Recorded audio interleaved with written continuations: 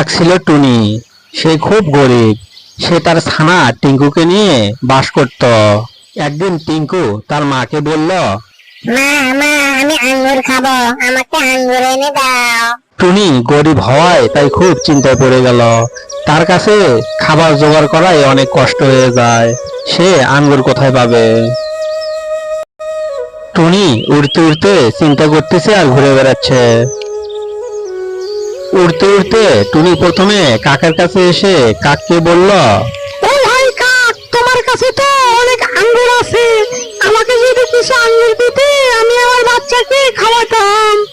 কাক টিটকারি করে হাসতে হাসতে বলল, কি হে টুনি, নিজের খাবারই তো জোগাড় করতে পারো না, আবার ছেলেকে আঙ্গুর খাওয়াতে চাও? যাও এখান থেকে। কাক টুনিকে অনেক অপমান করে সেখান থেকে তাড়িয়ে দিল। টুনি চলে গেল অন্য একজনের কাছে। তারপর টুনি শালিকের কাছে গেল। ও ভাই শালিক, তোমার কাছে তো অনেক আঙ্গুর আছে, আমাকে একটু আঙ্গুর দিবা, আমি আমার ছানা টিঙ্কুকে খাওয়াবো। টুনির কথায় শালিক রেগে গিয়ে বলল, এখানে ভিক্ষা চাইতে এসো না, আমি তোমাকে ভিক্ষা দিতে পারবো না, আর আঙ্গুর খাওয়া, যাও এখান থেকে। অনেক অপমান হয়ে টুনি সেখান থেকে ফিরে গেল।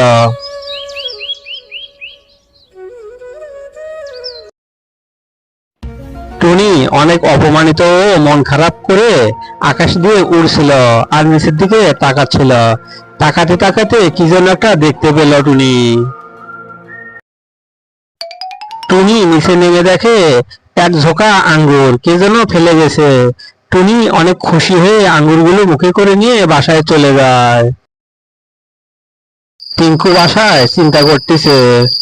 মা সেই কখন গেছে আমার জন্য আঙ্গুর আনার জন্য, এখনো আনতেছে না, এদিকে তো সন্ধ্যা হয়ে গেল।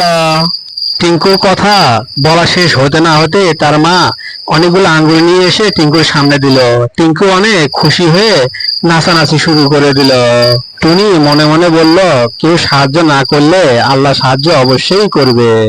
বন্ধুরা, এইরকম সুন্দর সুন্দর গল্প পেতে চ্যানেলটিতে লাইক ও কমেন্ট করো, আর নতুন বন্ধুরা সাবস্ক্রাইব করো।